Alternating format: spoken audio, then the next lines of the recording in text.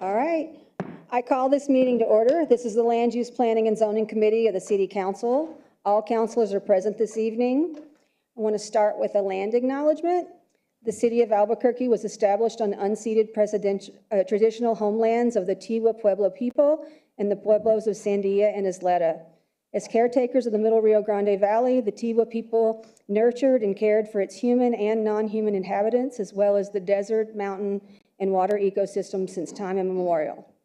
Historically, the Pueblo peoples have contributed to and guided the development of Albuquerque and New Mexico, and they continue to cultivate the cultural, spiritual, and socioeconomic life of Albuquerque and our land of enchantment.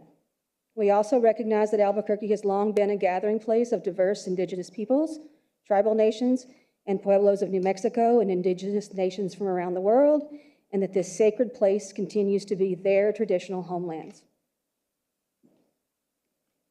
This is a hybrid meeting where all participants will be in person or on a video or audio conference. Members of the public have the opportunity to address the committee if they signed up for the public comment per the rules as published on the agenda and on our website Friday. We'll call speakers when we get to the individual item that they signed up for, but in general, the comments will be addressed to me and to the committee members only. Each participant will have 2 minutes to present, and any disruptive conduct will result in removal from the meeting. We are going to switch the agenda and hear agenda item B first. And so I will turn that over to Councilor Rogers. Thank you, Madam Chair. I'd like to move R160, creating a work group to explore a fixed price disposition program for the sale of city-owned vacant lots and lots for housing development. And I move for a due pass. I'll second that.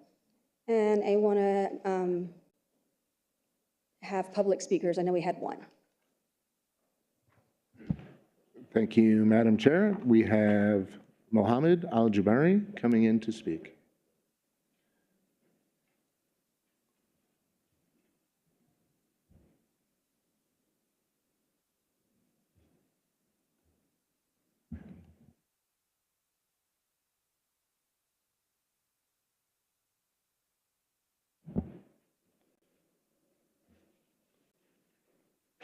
Mohammed Al-Jabari.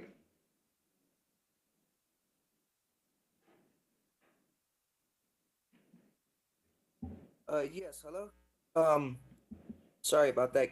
Just give me 1 second. Hi, my name is Mohammed Al-Jabari, and I'm here as a renter and with Olay and Renters Revolution. And us regular folks are pretty much tired of being screwed over by management and managers. Even just this month, I was forced to pay for 3 months, even though I have proof that I paid for the previous months already. We are constantly getting our Mr. Al-Jabari, I'm sorry. We are on a different. Mr. Al-Jabari, Mr. Al-Jabari, walls, and they'll charge $300 for a doorknob or like $200 for. Mr. Al-Jabari, I'm so sorry to interrupt you. We are on a different item. We are on creating a working group to explore a fixed pricing disposition program, and that's what you had signed up to speak for. But we are going to move you over to Do you have comments on the R25-160? No, I'm sorry about that. I thought I was on the second item on the list. Sorry about that. So do you have any comments on the second, on agenda item B, which is R160?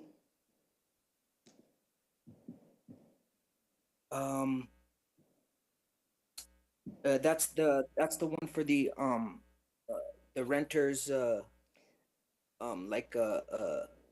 No, it's for the creating a working group to explore a fixed pricing disposition program for the city. And if you don't have comments on that, we're going to go ahead and move on, and then we'll come back to you when we get to the 088.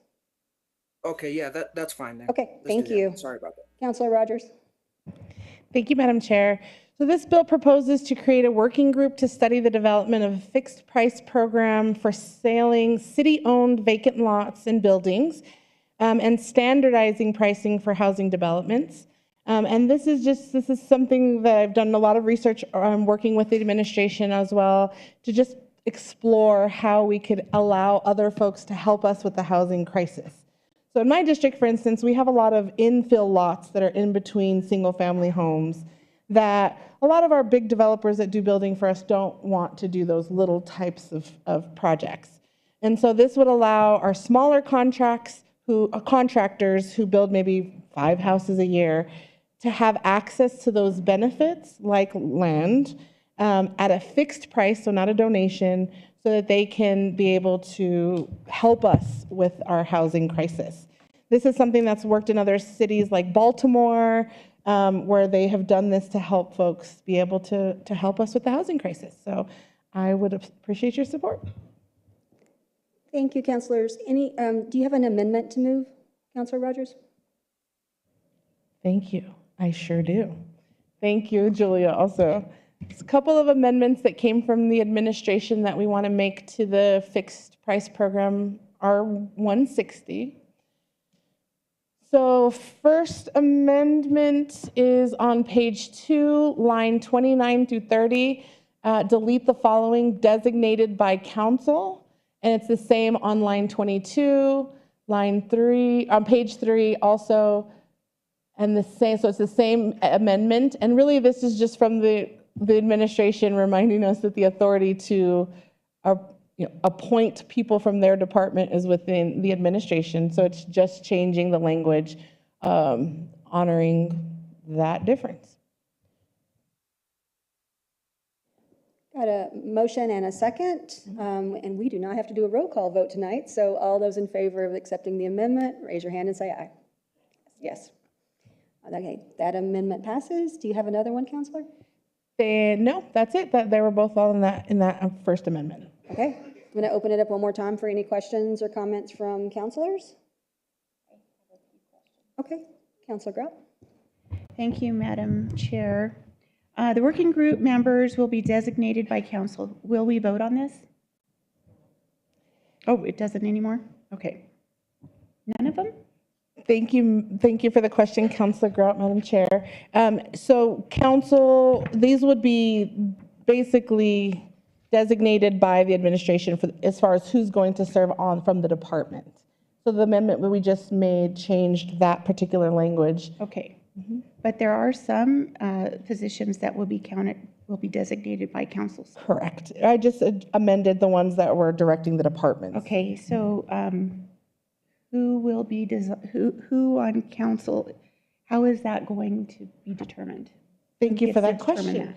In my spirit of collaboration, I would like to work with our team to come up with those recommendations. So I would love recommendations from, I know I've talked to Councilor Champagne about some, but I would be open to collaborating on that. Okay.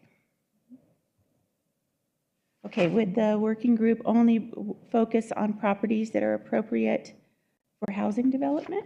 Correct. For me, the point of this is to help with our housing crisis and thinking specifically about housing.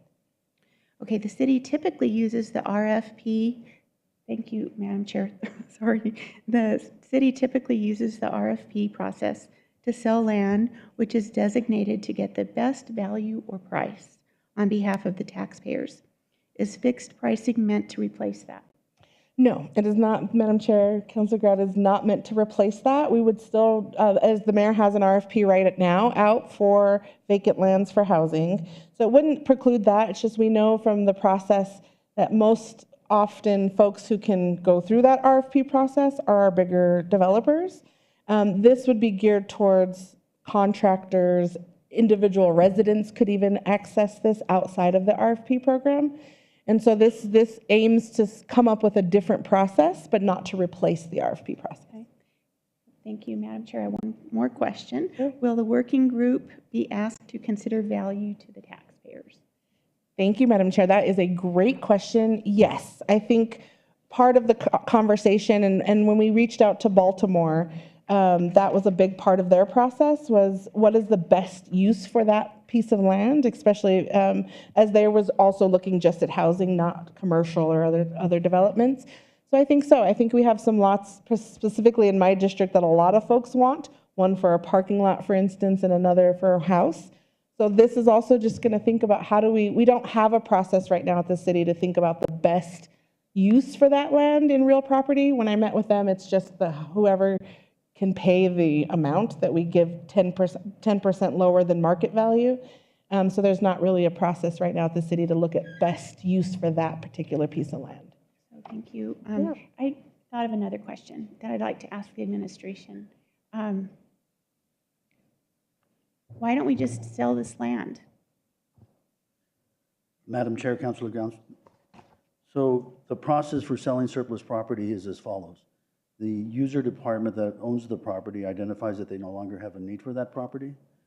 So we circulate a petition amongst the various departments to see if there's any need for them to use that property. If not, we surplus the property, we bring it to City Council for your approval. Once it's surplused, we advertise for 2 weeks, and then we select the highest bidder for that property. We close on the deal, and then within 30 to 45 days, that sale takes place. Thank you, Madam Chair. A follow-up. Does that process usually go pretty quick? Like you just went through that, and it sounds good. Madam Chair and Councilor Grout, that process goes relatively quickly. We're able to circulate the information among the departments. We normally give them 5 days to respond.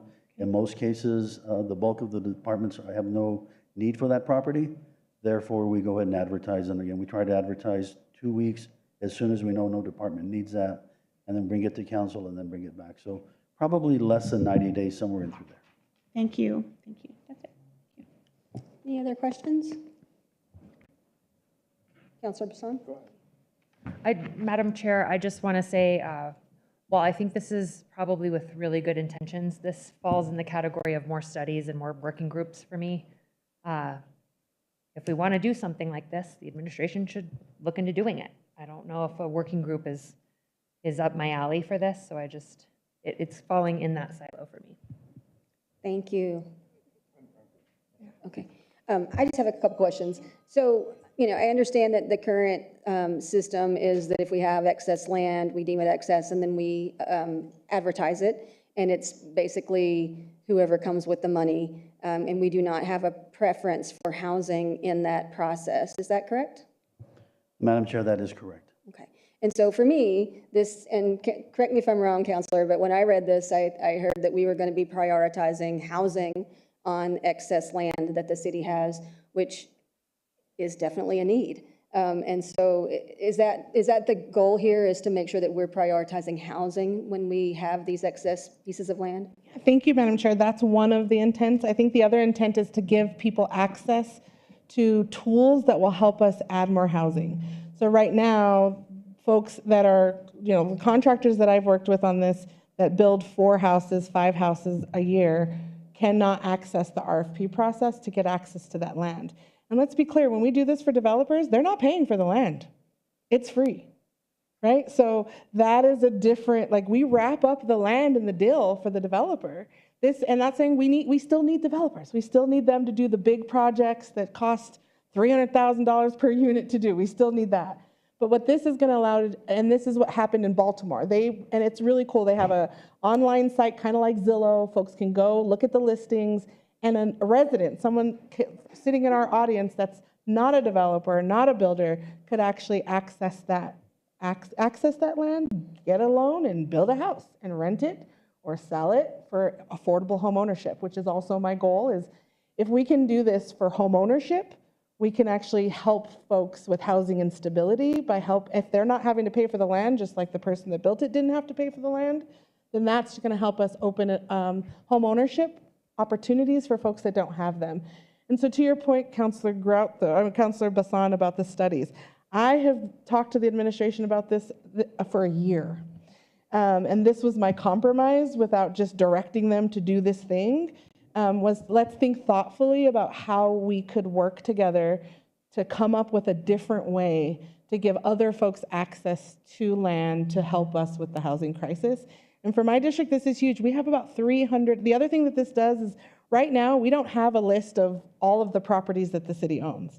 So part of this legislation is in 15 days, the administration has to give us a list of all of our real property lists, of what we own and what's available, and also what's on our ADAPT program list.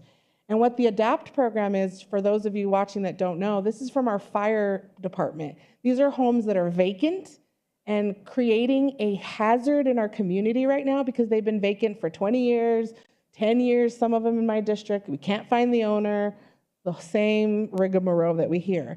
So this will also help us figure out how can we acquire those, get those properties and get them out and built. My district, that's 300 properties that we can activate through something like this. And what I'm trying to create here is a different way of doing things that doesn't exist now. And I think I want to be thoughtful. And so I've thought really closely about what type of people, what knowledge and expertise we need to really build something that is something we don't already have now. So I know we don't want another study. This is not that. We're not paying someone for a study. We're just putting people smarter than me together to come up with a plan that hopefully, hey, if the administration likes this, they can implement it, right? If we like it and they don't want to implement it, then I would want it to come back to council. But I feel confident that working with the administration, we can figure out a different way. Thank you. I had one more question, and this is for the administration. Do we really not know how many pieces of property we have, or is that just something that we haven't provided to council or to the public? Madam Chair, and I don't want to contradict Councilor Rogers, but we do have an inventory of all properties that are vacant. We also have inventory of all properties that are occupied and all properties that may be vacant. We don't, at this point, we probably have 2 city-owned properties that are vacant. So we do have an inventory of all of that. And we would make it available to the council or to Councilor Rogers. But our real property division within DMD and GSD as well has that inventory. Thank you. Okay, any other questions? One more. Councilor Rogers to close? It's good to know, Madam Chair, I've been asking for this list for a year and been told from the administration, I've gotten the ADAPT list from fire, but I've been asking for over a year for this list and y'all have told me you don't have one. So it's good to know we do. Please share it. But if we pass this, they'll have 15 days to share that with all of us. Thank you, Madam Chair. All right. Seeing no further questions? Chair, Feeblecorn, I apologize. Can we confirm the vote on the amendment? We did not get Councilor Champagne's vote. Okay, let's vote on the amendment once more. I thought we had everyone. So if you are in favor of that amendment, raise your hand and say yes. If you're opposed, say no. Sorry. Thank you. Sorry, my apologies. All right. I thought I saw all 5 hands up, so. Okay. And then on to the vote on the bill. This is do pass to full council. All those in favor, raise your hand and say yes. Those opposed? All right, that fails on a 3-2. All right, moving on to agenda item A. This is 088 by request, adopting the Renters Empowerment and Neighborhood Transparency Rent Ordinance. I move to send this to council with no rec. And I have a second. We're going to hear public comment first. Thank you, Madam Chair. Our first speaker is Anami Das, followed by Christopher Tanner.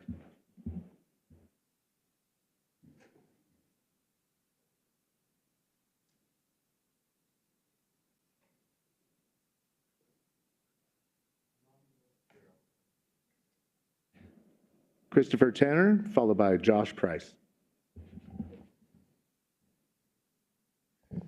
Thank you so much. Thank you for having me. I really appreciate it. So just a couple items here. So me personally, I mean, I'm a first-generation American, U.S. Air Force veteran, served 20 years in the Air Force. Proud property owner here in Albuquerque. Went to UNM, so I'm definitely local, homegrown, New Mexican, where I'm very proud of. Some of the challenges with this is I believe that this, if it went into practice, would reduce affordable housing, and I'll explain why. So one, there's government overreach in this bill, so how rent is collected is definitely a problem. It bans common fees. There's a registry that's required that violates privacy and security for owners. There's also relocation payments that could easily be abused, and it requires owners to pay relocation costs before appeals are ever settled. So that's a big challenge. There's mechanics liens that can be put on properties for contractors that have been hired by the tenant, not the owner, or approved by the owner.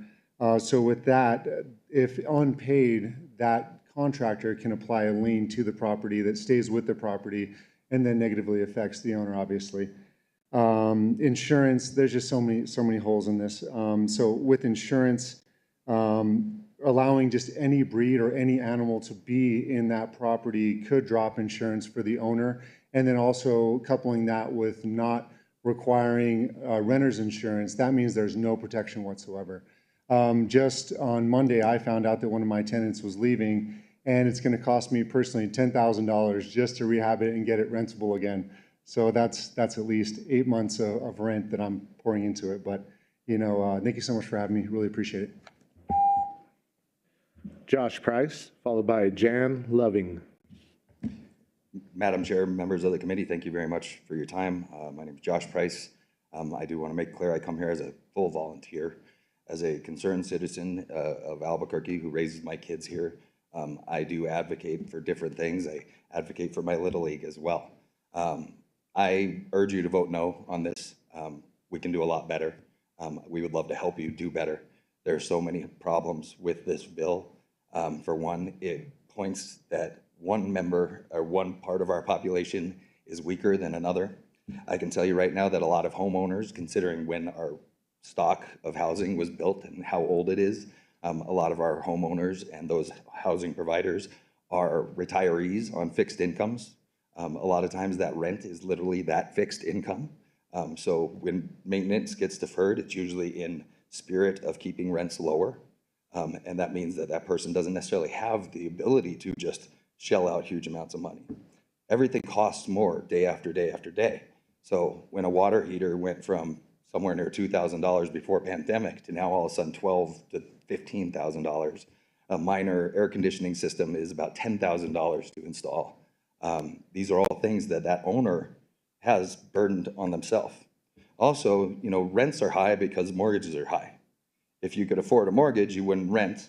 But that mortgage also comes with property taxes, which get higher every single year, plus infrastructure costs, plus insurance, right, which is harder and harder to keep year after year. So really, this is one-sided, saying that the renter, poor renters, but a lot of renters choose to rent. The real person that's being hurt by this is only the homeowner and the housing provider that is actually trying to do something good for our community and give somebody somewhere to live. The false narrative that all housing owners are villains is so hurtful to our community. I would really ask you to reconsider. Thank you. Jan Loving, followed by Raul Cobos.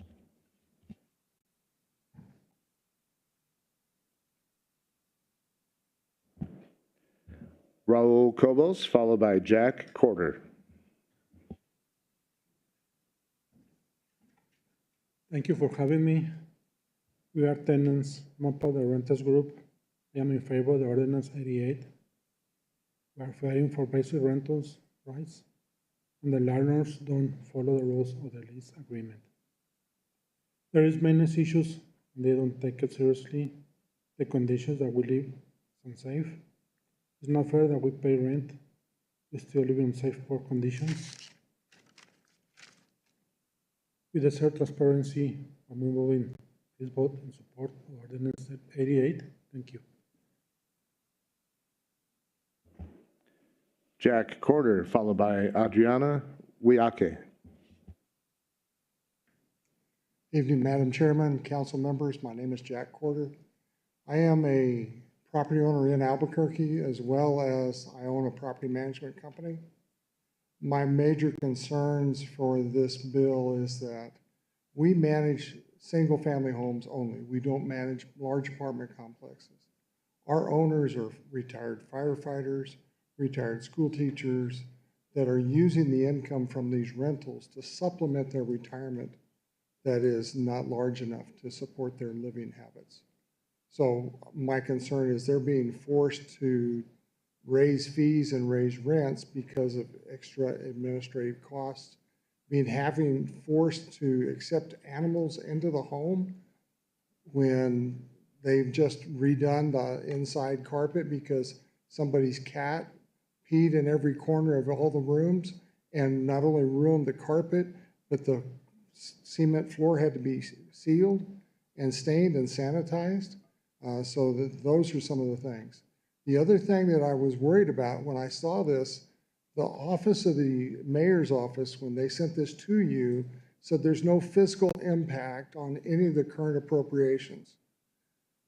I've talked to the people in the housing authority, and currently your housing inspectors in the housing authority are doing 15 inspections a day. How are they going to do more inspections and not impact the budget by not hiring more people? You have it also in this budget, or in this proposal, is a registration ordinance. If you're registering 100,000 rental units in this town, somebody has to administer the entrance of that data and the upkeep of that data. And I don't think there's anybody in the system that is set up to do that now. And there's no departments without hiring excess people is going to be able to handle that fact. Adriana Wayake, followed by Beth Blakeman. Hello, my name is Adriana Wiaki. I am a housing organizer over at Olay. My job is to work with renters. I door knock, I do phone calls, I do emails, I do posts. My whole job is talking to renters all day and being a renter advocate. This bill is written by renters for renters. I hear a lot of concerns around the cost rising for landlords, but people are currently being left with condemned homes that weren't their fault, right? People are being left unhoused with absolutely nothing left but the clothes on their backs. They have their service animals taken away. There is tons of issues with the way that we do red tagging here. And at least this would put some financial responsibility back onto the landowner and the people who actually own these properties that they are supposed to be taking care of. As renters, we don't have the luxury to buy $300,000 homes and upwards of that. As somebody who kind of speaks to renters every single day, I know that there are horrors in our living conditions and the way that we live, and we are extremely far behind in housing law, and a lot of these things that are in this bill are already things that are law in a lot of other places. So I would ask that you vote in support of this ordinance tonight, and thank you, Councilor Feeple-Corn, for sponsoring this bill. Thank you. Beth Blakeman, followed by Ruth Bustos. Good afternoon. My name is Beth Blakeman. I'm going to read because 2 minutes is short. I've been a resident of Albuquerque since June 1996. Since I cannot fit my story into that time frame of 2 minutes, I've printed copies for each of you and any interested members of the press. It took 2 months to find the roach-infested apartment where I now live and pay monthly pet rent that had a 20-year-old fire extinguisher in the kitchen, sealed windows without screens, one-window air conditioner, and I have to keep a camping toilet handy because of plumbing problems. What would I like to see in this and future renters legislation? Cooling requirements that are reasonable and don't force the tenant to pay exorbitant utility fees. An end to pet rent or the practice of banning pets entirely. Safety and health requirements and signed and dated inspection accountability, including proper equipment for extinguishing fires, free flow of air, windows that open and close, building maintenance that includes proper plumbing and insect control. An end to discrimination based on age and income or retirement. An end to application fees to see or apply for a rental you may never get and you might never get your money back for, making finding a rental an insurmountable expense. No convenience fees or obstacles to paying online, and a cap on rent increases. Thank you very much for your attention. Ruth Bustos, followed by Carol Bernstein.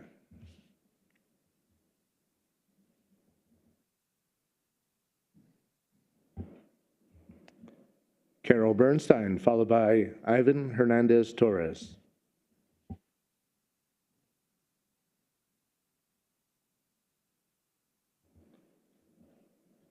Ivan Hernandez Torres, followed by Ryan Swinney. What? Okay. My mistake. Please, Carol Bernstein. Thank you. I'm Carol Bernstein, and I have been in the real estate industry. This is my 50th year, so I've experienced a lot of things over time. I both own rental property and manage a few rents. At this point in my life, it's getting fewer. It's lots of work. I think that some of the things that have been said are very, very pertinent. I personally take care of my properties, and I don't manage for anybody who will not take care of their property because it's not right and because it's a hell of a lot of work to deal with people who don't want to do that. The concept of people owning property to supplement their retirement is very real in this community. And if some of these regulations go into effect, that will undoubtedly reduce the number of available rentals. I think that the people who are talking about the horrible things they have faced, that's very real. I'm not arguing with that. It is not the case for my rentals, and it's not the case for a lot of other rentals. There are landlord-tenant laws from the state that address many, many of these issues. And there are problems with a number of the regulations, as have been mentioned by previous speakers. This is a very personal concern for a lot of people. And if they cannot get their rents every month to help them supplement their maybe just nothing but Social Security, maybe they've managed to pay off something during their time of work, this is going to really kill things, and you're going to be without a lot of property that you need.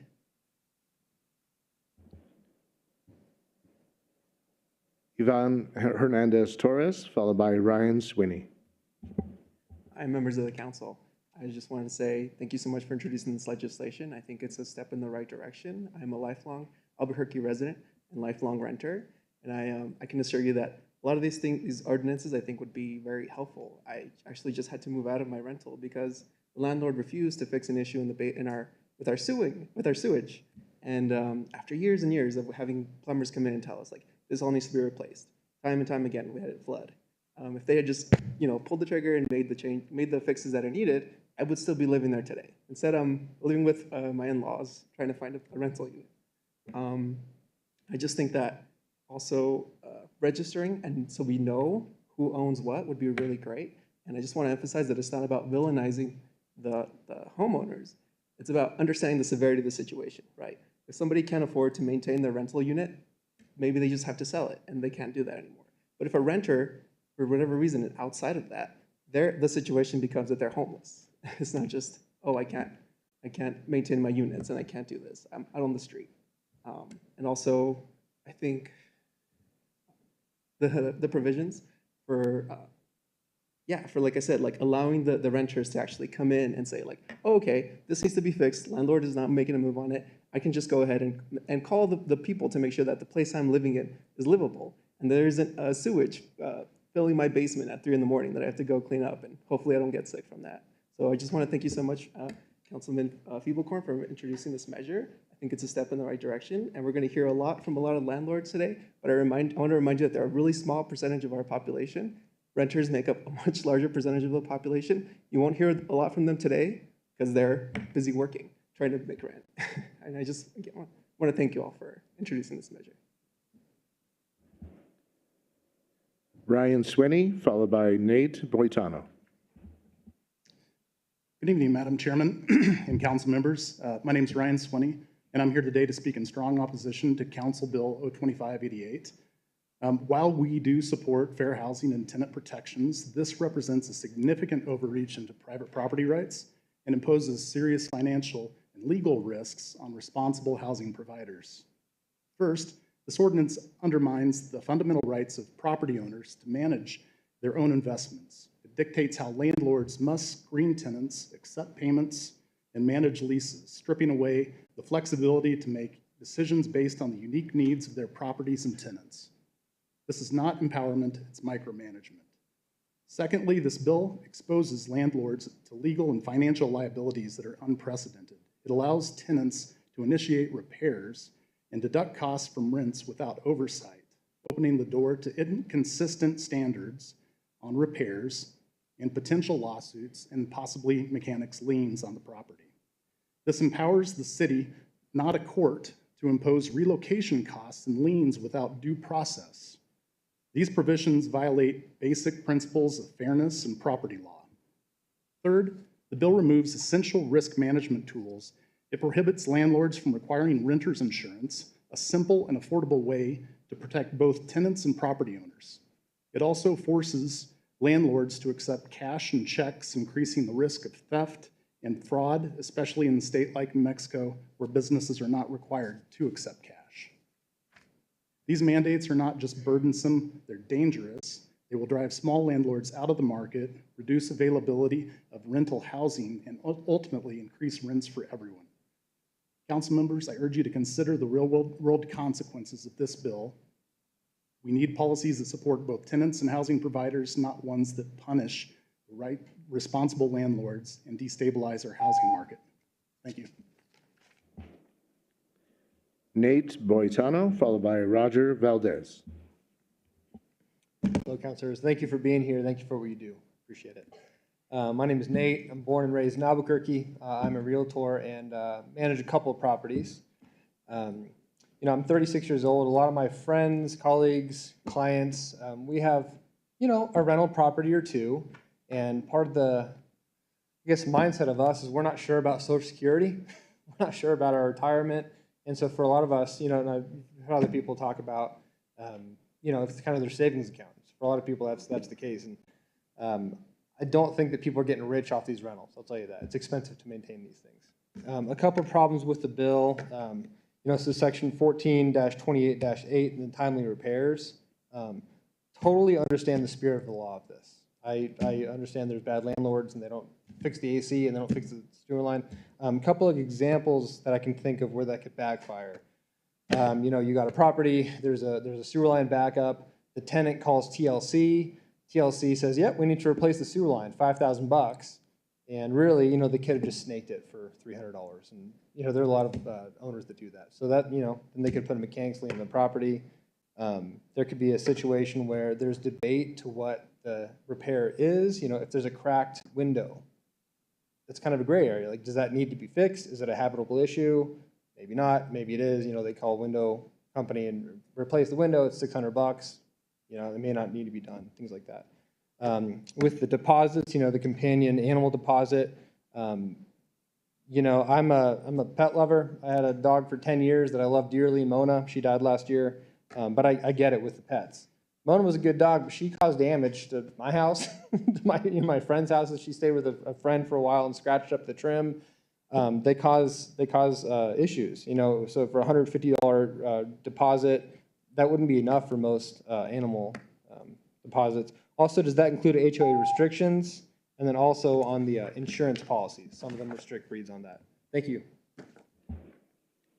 Roger Valdez, followed by Sarah Rich. Thank you, Madam Chair, members of the committee. Roger Valdez with Center for Housing Economics. We're, I think, due and change tank here in Albuquerque, working. Some of you we've talked with about our project at 161 Chama, build 20 affordable housing units. We also work with UCreation, Jesse Harden, who has finished the first safe outdoor space, and he owns 7 units in the International District as well. And these folks are concerned about this legislation, primarily about the repair requirements and allowing tenants to make repairs that might not be appropriate or correct repairs that have to be redone. This is an additional cost.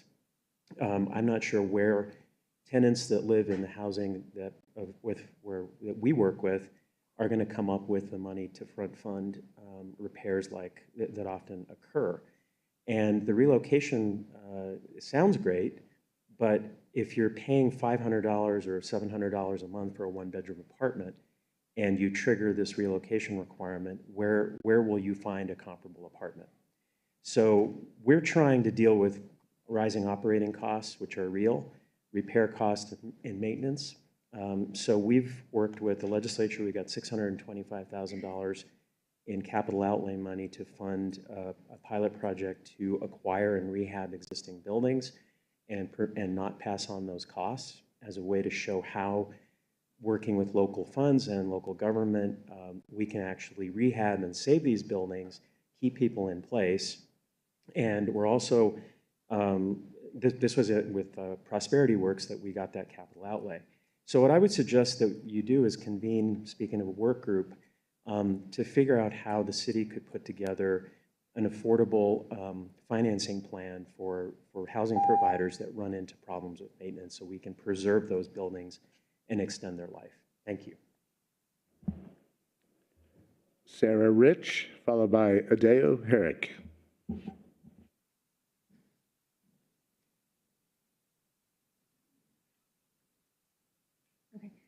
Madam Chair, councilwomen, or council people, sorry. Thanks for hearing us. I've managed property in Albuquerque since 2001. I've managed everything from studio apartments over in the International District to luxury rentals in Placitas and Bernalillo and Corrales. And I'll be the first person to admit there are really bad landlords, but there are also really bad tenants. And we can't take away all of the landlord rights to protect all of the tenant rights, just like we can't take away all of the tenant rights to protect the landlord rights. Albuquerque is a good market for investment because we've always been fair. We're not landlord leaning, we're not tenant leaning, we're fair. And people have come from other markets where that is not the case to invest in Albuquerque and New Mexico because they see that. And you can look to other markets where you've had ordinances like this put into place and investors leave. And to your point, Councilwoman Rogers, about having an affordable housing crisis or just a housing crisis in general, this will absolutely exacerbate that. This will not make it better. And I do feel for the tenants that came up here and they're talking about they have bug infestations and they have sewage issues. We have mechanisms in place already to help deal with that. Not only do we have statutory things in place through the URORA, which is the Uniform Owner Resident Relations Act, we have code enforcement. And code enforcement acts quickly. You can call the city and they will send somebody out there to do an inspection and they will make sure that that gets addressed very quickly. With regard to the tenants being able to hire contractors, who covers the damage that a bad contractor does? When you eliminate the renter's insurance, the owner has no protection. Even if you think that's a good idea, which I don't think that's a good idea, the owner has no protection, and there are a lot of bad contractors out there, even licensed and insured ones. With regard to taking cash, I got over $1,000 in fake cash 1 month. Who covers that? Me.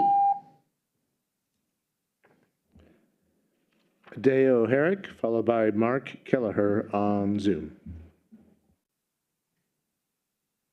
Good evening, councilors. So my name is Adeo Herrick, and I am in the renter class. I grew up with the advice, the cold, only now air-conditioned reality, that I would be renting. Sound advice, good advice from family, but you will be renting. 60% of Americans can't afford to live. So the working poor really need your support here. I'm worried that we're all getting taken into renting everything from the company town, from Curtis Yarvin's Freedom City, a sweatshop with no labor or tenant rights. Albuquerque should embrace more mixed-use housing, more mixed-use zoning. I like the apartment above work sort of model, and I think that more permissiveness on that would be wonderful. But we have to stop pushing the American nightmare of home ownership while sweeping unhoused neighbors into El Salvador black sites.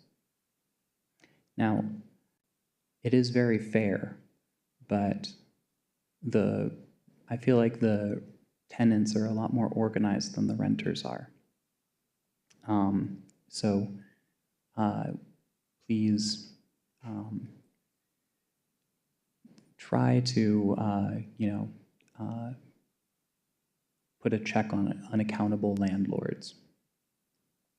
All these costs are going up, wages are not going up. Finally, I want to say that if any of y'all are renting, you might have heard that your landlord is raising your rent, but they won't really tell you why. But I will. It's because they're using algorithmic collusion. And I think that they've built a central registry already of, rent. Thanks, Adair. Thank you. Mark Kelleher, followed by Anna Bavito. Hi, members of the council. I want to thank you very much for allowing me to join by Zoom. My name is Mark Kelleher. I was born and raised in Albuquerque.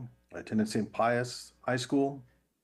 I have a master's degree in finance from the Wharton School and own and help manage commercial real estate properties, including apartment buildings in Albuquerque and New Mexico.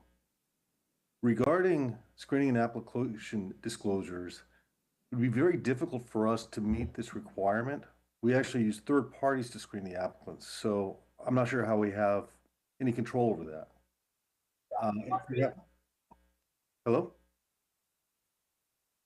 Am I still on? Yes, you are. Please proceed. Thank you. Thank you. Regarding the companion animal restrictions being removed, many insurance companies restrict different breeds. In San Francisco, there was a mauling death of Diane Whipple in San Francisco in 2001. The dogs in question were both Canary Mastiffs, which were bred for dog fighting. Pets can increase wear and tear on a property. I have pets. I love pets. I love animals, but I need to be able to charge for damage to the building. Ban on requiring renter's insurance. I do not see how this is a good idea.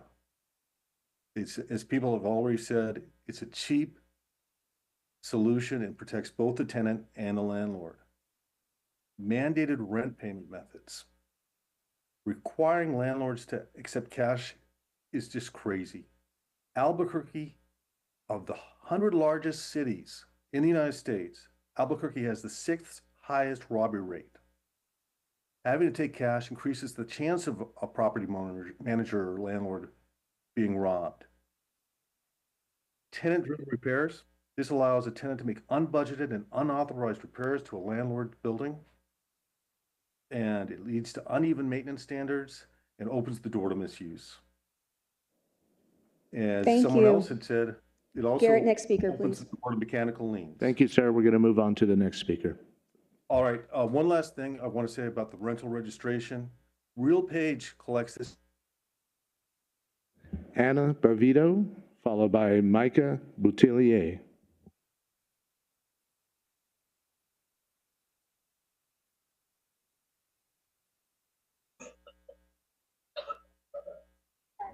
Go ahead, Anna.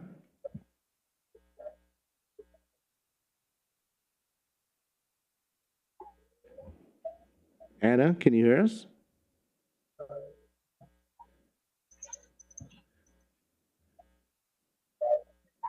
There must be technical difficulties. Anna, I'll come back to you. Maybe try to fix your mic. Thank you very much. We're going to move on to Micah Boutillier, followed by Alan Lasek.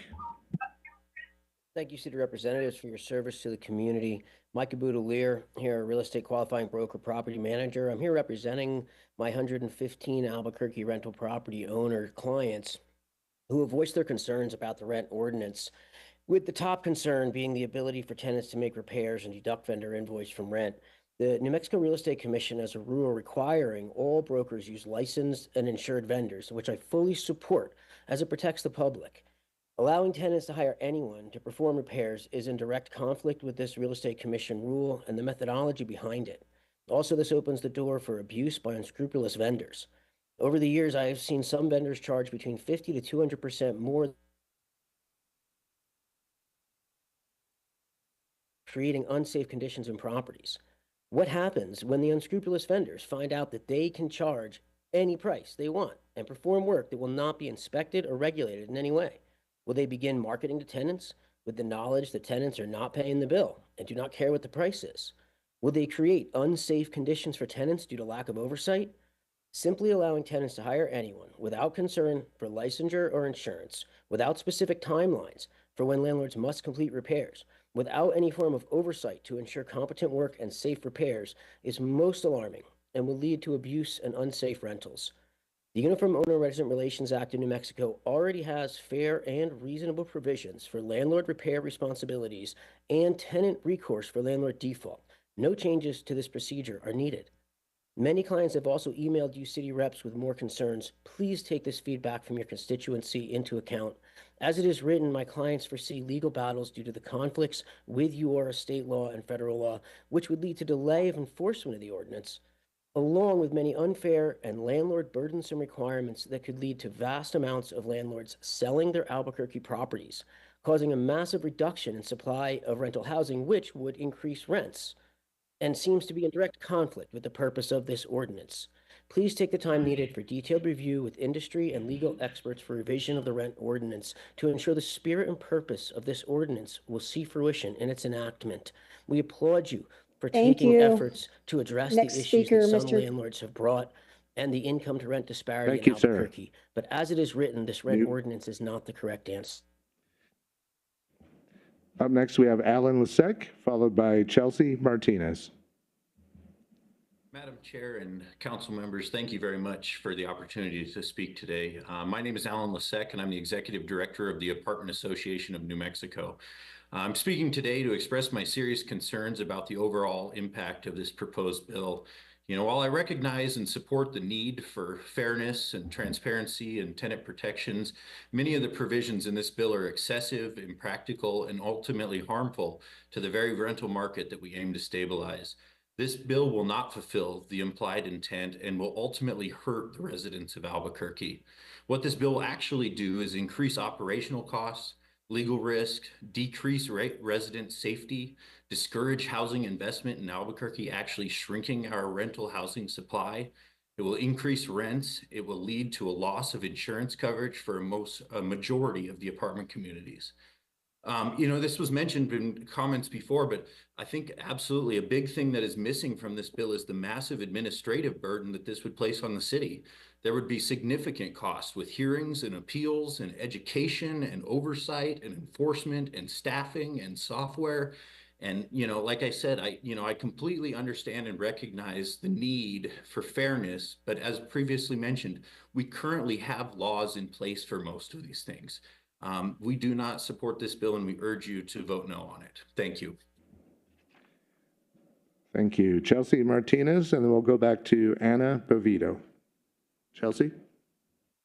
Thank you. Thank you, counselors. My name is Chelsea Martinez, and I am actually a landlord of my own property here in Albuquerque, New Mexico. Counselor Bassan, my property is actually in your district.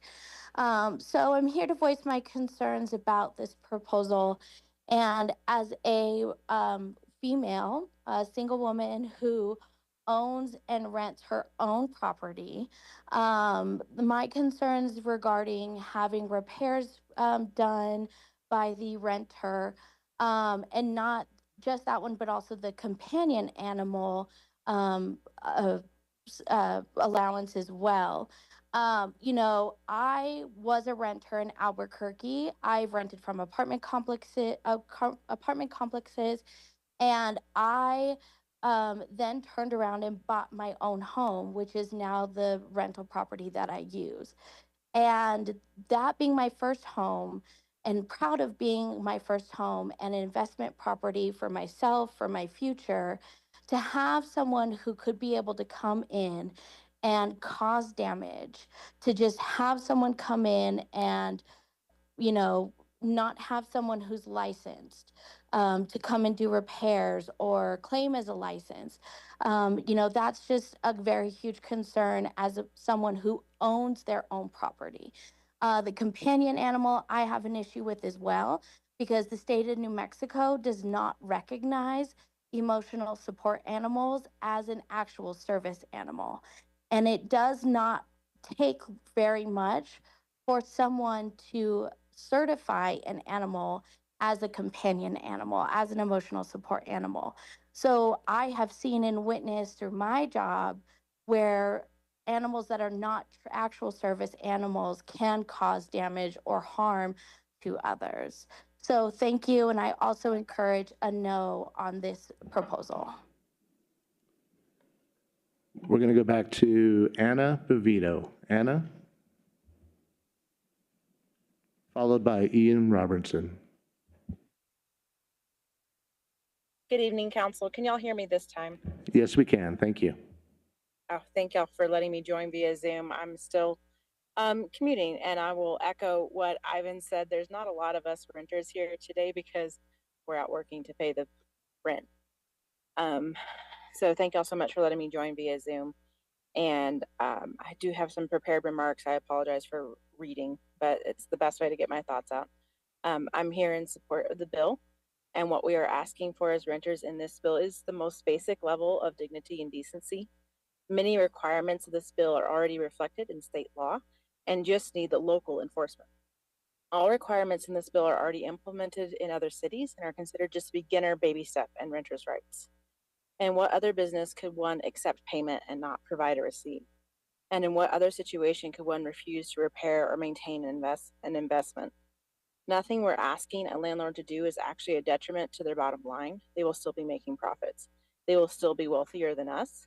You would think that landlords would be invested in their customers being satisfied and their property being well taken care of and their product being easy to access.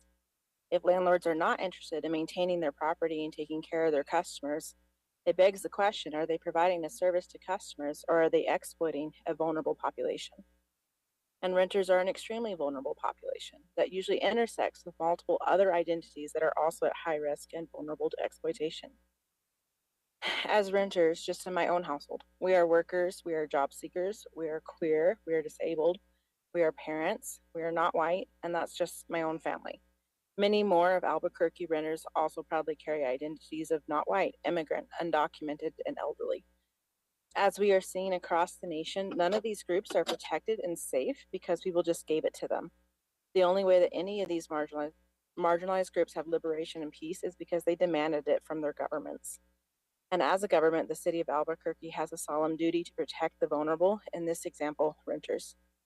Of course, landlords are going to oppose it because they like the easy money, to make the easy money off a vulnerable population that they mistakenly think does not have the power to oppose them. Thank you, Anna. Sorry, your time is up. No landlord is going to be put out of business by this bill. They will simply...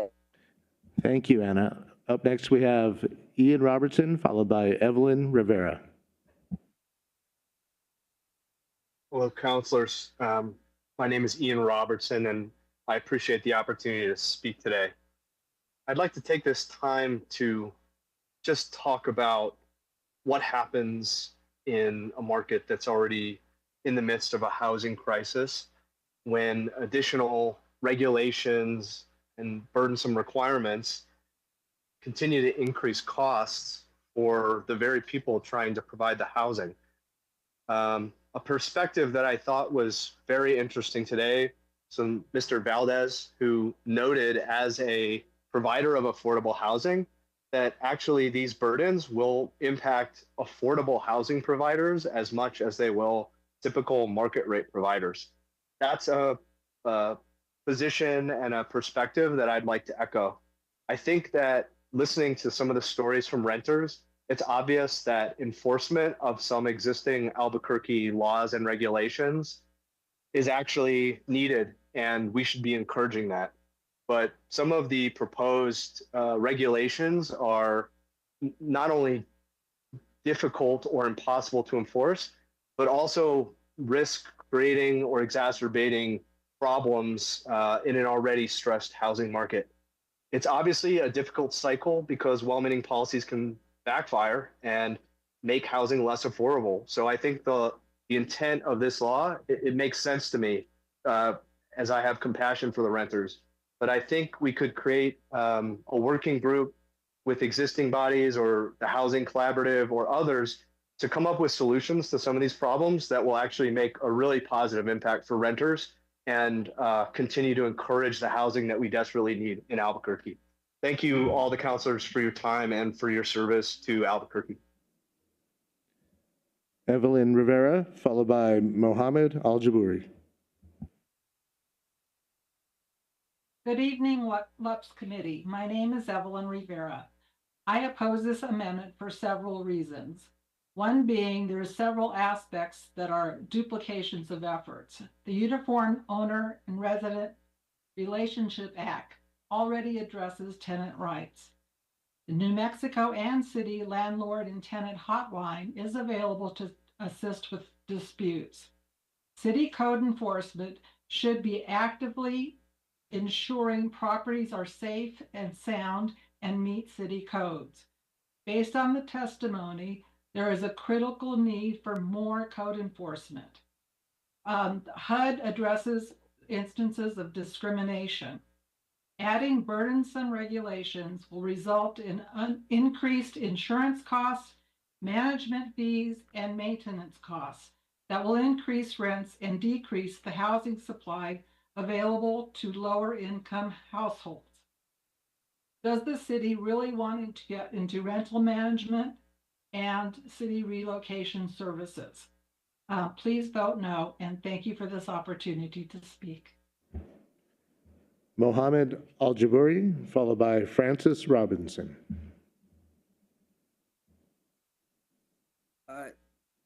Hello, everyone. My name is Mohammed Al-Jabouri, and I'm here as a renter, and I'm with Olay and Renters Revolution, and us regular folks are just tired of being screwed over by management and managers and landlords. Even just this month, I was forced to pay for 3 months, even though I have proof that I paid for all the previous months already. We're constantly getting our move-in deposit taken, even though we clean every inch. They still manage to find regular wear and tear or a scratch on the paint on the walls. They'll charge $300 for a doorknob, $200 for nail and screw holes, like for hanging up stuff. We need fair and move-in and move-out procedures with true transparency on our move-in conditions, so we know what will be charged and why, and what the cost of things actually are. On top of that, most of the times we will be charged for repairs that we have been asking for them to repair for half a year already. Nothing ever gets repaired on time, if at all. It's usually used as an excuse to take more of what little money we have before getting kicked out, so the rent can be raised for the next folks moving in. So please vote yes on 88. Francis Robinson, followed by Steve Grant.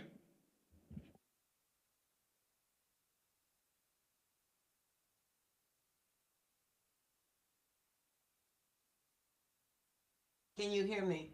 We can hear you. Thank you. Thank you. Thank you for letting me speak. My name is Francis Robinson. Everything I have to say is pertinent to this issue. The number one problem with poverty in the United States is that the average American does not know anything about personal finance or how to do a budget. The second reason is because rents have become horrible. And I have rented 45 out of the past, I'm 76 years old. I have rented 45 years of the past 55 years. And it's only been lately, over the past few years, that things have gotten horrible. And I'm just going to give you one example. I had to turn in my notice to move by the 1st of March. I found an apartment. I put down the deposit. And because of the new 60 days notice that is growing, I wound up paying rent for 2 months on my old apartment and on my new apartment and utilities. My move minimum cost me $8,600. And after I finally moved out of my old apartment, I was billed $2,000 $555.72 for repairs. 2 years ago, when I moved out of my other apartment, I got everything back on my deposit but $50. In 2 years, I don't think I became an apartment wrecker, and not at my age. The bill is not well written. I thought so from the beginning. As I've listened to the property management owners, property managers, and property owners, I'm even more convinced that it's not well written. We need to have a roundtable with sane renters and sane property managers and property owners. Thank you, and come up Francis. with Next a- speaker, because we have please, Mr. nothing. We renters Cornelius, have go ahead. nothing now. The owners would not live. Thank you, Francis. Up next, we have Steve Grant. Steve, if you could please accept promotion to panelist if you would like to speak.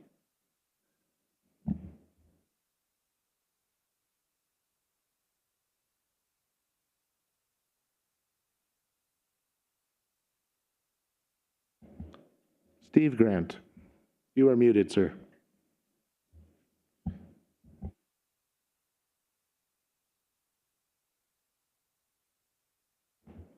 Please proceed, Mr. Grant. Thank you very much. Good evening. My name is Steve Grant, and I'm a local property owner here in the city for the last 25 years. I'm speaking in opposition to this proposed ordinance. While it may sound very helpful on the surface, it has some very serious unintended consequences that hurt both renters and the housing providers, such as us. First of all, we have this Owner-Resident Relation Act that works very well, and this ordinance would replace it, causing confusion and conflicting systems that create legal risk and confusion. The other thing too is that despite saying it has no physical impact, this ordinance will require new staff, systems, and city funding to manage everything effectively. And that's a real cost to the public and housing providers that will have to bear. Also, as you've heard, new rules, new inspections, new reporting, administrative burdens, they all push these rents even higher than they are today. Costs are passed on to owners that don't disappear, they get shifted to the renters. And that's going to be frustrating for, I know, the renters that are out there. Over 90% of rental homes in Albuquerque are owned by New Mexicans like myself, and many are retirees and have fixed incomes. This ordinance targets the very people that are trying to make the local housing possible for others. It allows the city staff to override court evictions, if possible. Tenants can hire contractors, you've heard that already. And of course, the owner might have to pay the bill, and this doesn't make any sense at all. Insurance can be canceled because of these pet rolls that have been proposed. Housing laws should be made at the state level, not the city, to ensure fairness and consistency.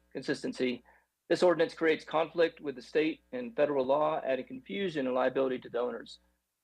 So this ordinance, in closing, is not practical, it's not affordable, it's not fair. It raises rents at the very end of the game. It burdens the local owners, and it undermines proven protections already in place. I urge you to vote no on this ordinance. Thank you very much. Have a great evening. Thank you. Madam Chair, Joseph Garcia, Denise Long, and Todd Clark were not located in Zoom, so that concludes comment. Thank you. Thank you, Mr. Cornelius. All right, we are going to go to a quick overview of the bill from the administration, and then we will go to questions from counselors. So I'm going to turn it to Ms. Schultz with the mayor's office. Good evening. Thanks for the opportunity, Madam Chair. Today in Albuquerque, 44% of the households rent. This bill proposes to create a rental bill of rights to offer some protections for those folks. Those included provisions are things like transparency on both the listing and the leasing side, fee disclosures, clarity related to deposits and repairs and renters insurance, relocation assistance, and the registry, all of the items that you've already heard about this evening. You'll notice that a significant portion of the bill references state law because, as speakers have correctly referenced, our state does have some pretty good renter protections on the books. Nothing in this bill conflicts with what is in state law and seeks to build upon that. Renters might not know about that state law, and so repeating and clarifying those provisions doesn't hurt anybody. In the last year, this administration has put forth a manufactured housing bill with Councillor Rogers and a bill related to problematic lodging establishments with Councillor Bassan. Through open dialogue and public review of those documents, we were able to make smart changes that led to really workable policies for everyone involved. That's the same approach that we would request to take here today. We have heard the significant public interest in this bill, and as always, we would welcome input from the councilors and further input from members to the public, and are open to revisions that would align with the intent of this bill. With that said, I would mention that we would be open and interested in a deferral so that we can work through some of the public comment we heard today, if that is the will of the committee. I'm here to stand for any questions. Thanks, councilors. Thank you, Ms. Schultz. Any questions? Councillor Rogers and then Champagne. Thank you, Madam President. As a renter, I've had some issues with, and again, I don't think this is the majority of our landlords. I think, but my own personal experience renting, I have a question about who enforces state law locally. Who in the city is supposed to enforce these state laws? Madam Chair, Councillor Rogers, I'm not sure who locally would enforce state laws, but I can find that answer for you at some point. Thank you. I think that's really important because I personally don't think there's anybody that's out there actually enforcing any of this. I used the state laws myself to get help by calling code enforcement. Code enforcement came out, they red tagged a bunch of things, they deemed it inhabitable actually, and told the landlord that they were responsible for rehousing me because it was landlord neglect. And there was a very specific criteria that they used. It can't be the tenant damaging it, right? And then, and so that was interesting. Code enforcement. The landlord said, "I can't afford to, pay for her to be somewhere else while I make the repairs at the same time." And so we worked out where he let me out of the lease because I can't live there if you can't fix the things or can't afford to fix the things. I agree with one of the public commenters. Maybe you shouldn't be a landlord, right? And so I was able to do that and legally get out of my lease because he didn't enforce those things. And so I think I want to ask the sponsor, what in this will help us actually enforce? And I think that's what I'm most interested in, is the enforcement piece. Ms. Schultz? Madam Chair, Councillor Rogers, in addition to the state law, this does add new criteria that would be enforced locally that doesn't exist in state code. So we're seeking to build upon what the state has kind of created as a baseline for tenant protections. I do need to follow up on who enforces state code, but for the new text in here that is specific to our local ordinance, that would be the city of Albuquerque. Thank you, Madam Chair. And the city of Albuquerque, meaning code enforcement, or which department specifically? Madam Chair, Councillor Rogers, great question, thank you. We envision that there are two kind of departments that would be responsible for enforcing this bill. They're both referenced in the back half of the bill. That would be the Office of Consumer Protection, and this council unanimously voted to create a new position within the planning department, a code enforcement specialist specific to housing. That is going to be a new senior level position that we expect to be online in the first month of the new fiscal year. Thank you, Madam Chair. And to that point, what would enforcement look like? Madam Chair, Councillor Rogers, as with many things code enforcement related, this would be complaint based. So a renter would be able to come to the city, cite the provision in our law that they think is being violated, and that code enforcement officer would do what code enforcement does, which is an investigation. Thank you, Madam Chair. Thank you. Councillor Champagne? Thank you. I'm actually going to piggyback off of a couple of your questions. So code enforcement is set to do the inspections, and then it goes to, they find violation. They can enforce state law or only just city ordinances? Madam Chair, Councillor Champagne, I need to get an answer on the state law question. I can't answer that this evening.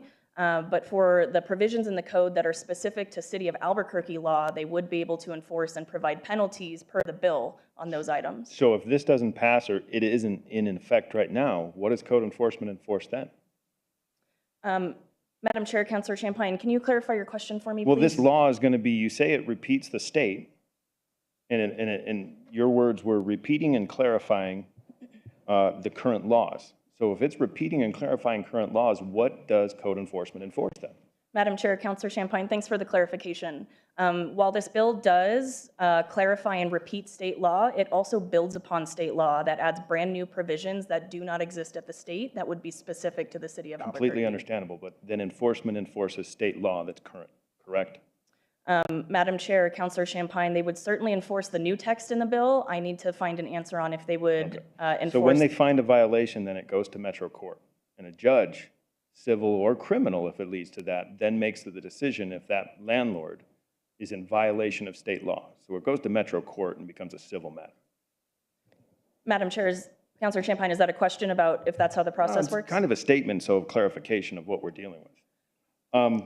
Councilor Champagne, can I just jump in? I think Yeah, and Ms. I'm not Couladon would like directing to him to you, so I apologize. respond to that real quickly. Thank you, Madam Chair. Councilor Champagne, just to clarify, right now, code enforcement related to this issue enforces the Uniform Housing Code, which is where we receive complaints related to habitability issues in rental housing. So that's the current status of what code enforcement enforces on And this Madam topic. Chair, and is that a uniform housing code of state, or is it a city ordinance? It's a city ordinance.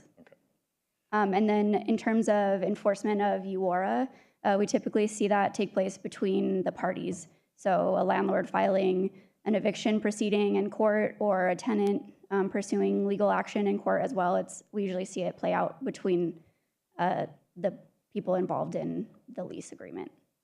And Madam Chair, it does go to court then, and goes through civil, and a Metro Court judge then makes the decision if the law has been broken, civil or criminal, correct? Madam Chair, Councilor Champagne, that's generally correct, yes. Okay. Madam Chair, you, and I guess we're referring to the city on or the administration on this, you stated that 44% of Albuquerque renters are renters. What is the source of that number? Madam Chair, Councilor Champagne, I received that data from the Health, Housing, and Homelessness Office in the drafting of the bill. You'll find it in one of the whereas clauses. They cited census data for that statistic. Okay. Madam Chair, another question. It was brought up in public comment, the repairs and such. If a landlord goes out and does repairs and hires a certified plumber and refuses to pay, typically right now, a mechanic's lien can be placed on the property in order to get paid. I kind of need clarification. If I'm a renter and even if I hire a certified plumber and I refuse to pay him, they put the mechanic's lien on the property and it's onto the owner. I'm circumventing as far as the renter that I don't have to pay him then. Is that correct, or how does that work? Madam Chair, Councilor Champagne, I don't think that question is addressed in the bill and is something that I would need to follow up on.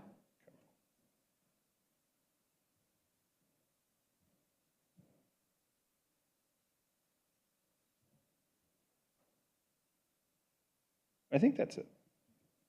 Thank you, Councilor. Councilor Grout. Thank you, Madam Chair. This is for the administration. How many property owners did you work on drafting this bill?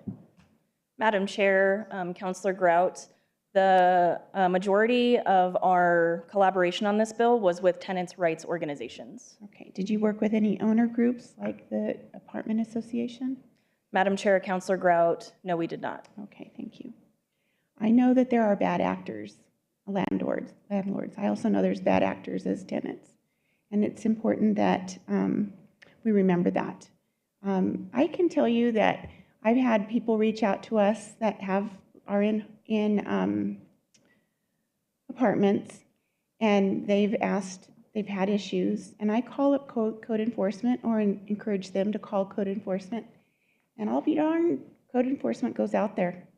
They're pretty quick, and so I've had some good success. I hope that renters, tenants know that that it's there, because it is there, and they are there to service and to help you. And I think it's important that we remember that. I understand the intent of this bill, but I think there's also a lot of unintended consequences with this bill. Knowing that you can have any size animal in a space when your insurance says otherwise, that's important. I also think renter's insurance is really important. It's actually very, very inexpensive. I know that everything adds up, but I think it's a very important thing that people do require, that's protecting them and all of their belongings. Hopefully you never have to use it, but I think it's a huge, I think it's very important that they have that. I have a homeowner's insurance and it's expensive, but the alternative is worse. And so it's important that I have that. I understand the intent of this, but I see so many things that will cause more problems than we want. I think that we are going to have telling a property owner how to run their property and how they can to manage their property. I don't think that's appropriate. I think that's not for government to be in that space. And it makes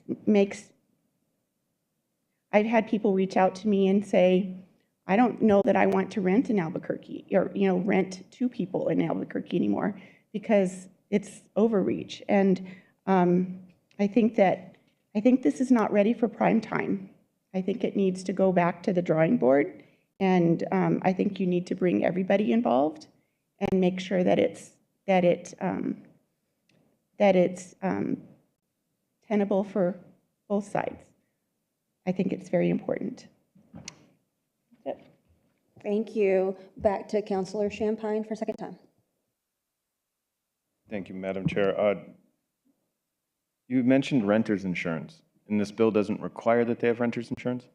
Madam Chair, Councilor Champagne, what the bill says is that a landlord could not require a renter to purchase renter's insurance. So they could if they wanted to, but it couldn't be compulsory. Okay, Madam Chair, and renter's insurance covers the renter's property and such.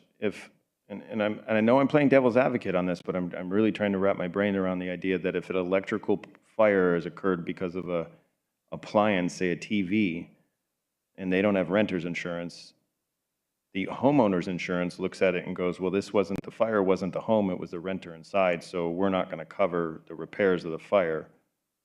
So the homeowner is out and the renter's out. Is that the idea, or please, can you help me clarify that and understand this a little more? Madam Chair, Councilor Champagne, our understanding is that renter's insurance is truly meant to cover the renter, and that anything that the landlord wishes to cover would be covered under whichever insurance coverage they choose to go for. Okay, I don't really think that helps clarify it, but okay. Madam Chair, Councilor Champagne, I think that varies between insurance policy coverage about how that would be determined in your specific instance. So that's hard to respond to at the moment. I've lived in several places. I've rented before. I grew up renting, Madam Chair. And understanding the insurance, when I got the coverage with renter's insurance, my landlord didn't cover my TV. His policy didn't cover my TV because it wasn't his. So if my TV exploded and burned the place down, his insurance would not cover that. Mine would have to. And if I don't have it, then again, we're going into now the landlord would have to sue me to get repairs done in order to fix his home, and I am out of a home. So again, and I understand that you preface it that you would be open to amendments, and I think Councilor Grout really hit the nail on the head on this one. This isn't ready for prime time. Thank you, Madam Chair. Thank you, Councilor Rogers. Thank you, Madam Chair. I just forgot to ask one of my questions. I looked at my notes for the administration. So during our budget season, I talked a lot about consumer protection and how we decided to consolidate that position with civil rights. Has that consumer protection civil rights person been hired in equity and inclusion to even do any of this work? Madam Chair, Councilor Grout, thanks for the question. Yes, within the last maybe 2 months, that position has been filled. Within the next 2 months, we expect the planning, code enforcement, housing person position to be filled. So with their powers combined, we feel like we do have enforcement authority if this is to go into effect. Thank you, Madam Chair. Is it still the intent that that person would be handling all of consumer protection and all of the civil rights issues for the city of Albuquerque, one person? Madam Chair, Councilor Rogers, I can't speak on behalf of OEI, but I could follow up and get you that answer. Okay, thank you, because that's what the answer y'all gave during the budget season, when you were combining those positions and moving them from legal to OEI. The other question, last question is just, is that person a city employee or are they a contractor on contract? Madam Chair, Councilor Rogers, are you referring to the Office of Consumer Protection person? They are a city employee. Wonderful, thank you. Thank you. Any other questions? I do have a few, sorry. So Ms. Schultz, when we talk about the requirements in the state law under URA to repair things in a timely manner, can you talk about what that means in the state law? Because I think there's a lot of misunderstanding because it doesn't say that in this bill that under URA it's this amount of time. But can you tell us how that works? Sure thing, Madam Chair. First off, URA also clarifies what qualifies as a necessary repair. I think we heard public comment that someone was worried about, if a window was broken, would that qualify? State law already covers all of that. Furthermore, what state law goes on to say is when a tenant reports to a landlord a necessary repair, that landlord has, I believe it's 7 days to respond to initiate the repair process. This ordinance would build upon that to say after that 7-day mark, if the landlord has not done anything, that renter could invoke some of what URA provides to them, but they would also be able to engage in this alternative process that we've proposed here. Thank you. And what is your response to the discussion that we heard tonight around what if they repair it and they don't do a good job? My understanding is that this bill says that it has to be a licensed repair provider, but can you talk about that a little bit more? Madam Chair, yes, thank you for the question. The bill does say licensed and insured, so theoretically the insurance of that contractor would cover any damages. Additionally, we are certainly open to looking at this right to repair process. I think there was some good comment about how contractors are chosen, and there could be some room to make improvements to this section that might feel a little more fair to all folks involved. Thank you. And then there was a lot of discussion around, everything's covered in URA, so do we need anything else here? Some conversation that said, code enforcement can take care of all these things. So I just want to ask you if these things are covered currently under URA or anywhere else. Is there anywhere in existing law that requires landlords to give notice for a rental increase? Madam Chair, yes, URA does cover the timeline in which a landlord has to notify a tenant of a rental increase. This bill, again, builds on that law to specify how they notice, and it requires certified mail, which state law is silent on. Right, so rather than just having a notice that's dropped on the front door that I've been walking around a lot, door to door, and a lot of those things get just blown away. This is actually requiring that there's a for sure way of notifying a tenant if they are going to be experiencing a rent increase. Madam Chair, yes, that's a gap that we saw in state law that we thought we could fill locally. Thank you. And is there anything in this bill that limits rental increases? Madam Chair, no. The state does not permit rent control, and so this bill does not go there. Right. Is there anything in state law or anywhere else right now that requires fairness in the application process so that folks are not in the situation of applying multiple times, having to put down deposits at multiple places before they can find a place to rent? Madam Chair, I believe that state law covers some of the first come, first serve process. Again, this bill seeks to build on that by having some more explicit procedure about what we mean by first come, first serve. Can you give more details on that? I'm not sure I understand. To me, first come, first serve is pretty clear, but I know from having proposed these kinds of bills in the past that it's clearly not clear to a lot of landlords who do not follow those requirements. Madam Chair, what this bill does is it creates the procedure about how how the landlords document the applications that come in. It requires some record retention so that a tenant can request to know kind of where they are in the queue, which state law is silent on. Thank you. Is there anything in state law that covers the credit reporting that is in this bill? Madam Chair, no, state law is completely silent on credit reporting. So currently, if a landlord chooses to report someone who is late on their payments, they are not required to report people who pay on time. Is that correct? Madam Chair, that's correct. That seems fair. This is not a witness situation.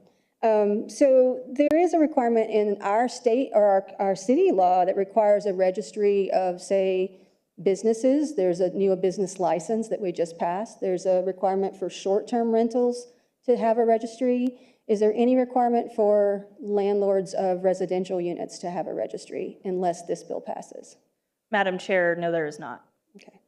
I heard a lot about overreach and how we shouldn't tell businesses how to run. And this is not a question for anybody. I'm just going to say this. I think that's a really interesting statement that we hear. I've been on council now for 3.5 years, and we've told lots of businesses how they're allowed to run. We just outlawed a product the other night, like just flat out outlawed it. We've passed many requirements about how cannabis shops can and cannot do business, what kind of payments they can accept, how they can run their business, what hours they're allowed to run their business. And so I'm just pointing out that it's interesting to me that we are okay saying for all those other types of businesses that there are lots of rules they have to follow. But if you're a landlord, there are no rules that you have to follow. And I think that's really interesting. So I will just say, well, I want to say one more thing. I do want to clarify around the companion animal situation. You know, Pew Research does a study every year that asks people if they consider their companion animals to be part of the family, and 97% of people in our country say that they are. They ask them, do you consider them to be a family member equal to the humans in your family? And 51% said they do. And I'm one of those 51%. Every single week, I get a call from someone who is looking for a place to live in Albuquerque, and they can't find a place because no one will accept their Shih Tzu, their Pitty, their Rottweiler, their rabbit, their Amazon. And I am just pointing out to people that we have learned this lesson over the years. We have learned that people did not leave Hurricane Katrina because they couldn't get on the bus with their companion animal. They chose to stay. And some of them were never heard from again. We know that an overwhelming majority of women in domestic violence situations will not leave that violent situation if they cannot take their companion animals with them. Yet we have a system that allows you to say, I'm sorry, you can't live here and bring your family members with you. We know that animals provide wear and tear on housing units. So do humans. So do children. I don't see anyone saying, I'm sorry, you can't live here with the rest of your family. But we do choose to say, you can't live here with your furry, feathered, or scaled family members. And I think that that is a disservice to the citizens of Albuquerque who need a place to live. And we are giving them the choice of give up your animal, who is sometimes the only source of unconditional love and companionship that this person may have, or live in your car, or live in the arroyo. And I think that's really, really a sad statement that we have that allowance for any business to say, I'm sorry, but your whole family is not welcome here. So, with that, I heard the mayor's team asking for a deferral, so I will move for a deferral to allow time for them to have the meetings that they choose to have, and I will move a deferral until the LUPS meeting in August. That's, got a second? So all those in favor of deferral, raise your hand and say yes. All those against, say no. No. Okay. All right, that fails, so we will go, sorry, want to make sure there's no more comments. Okay, on to the vote for the bill. All those in favor of the moving without rec, say yes. That's 2. Opposed? No. 3. That fails on a 3-2 vote. And I will say that there is no more business, so we are going to adjourn this LUPS meeting. Thank you, everybody.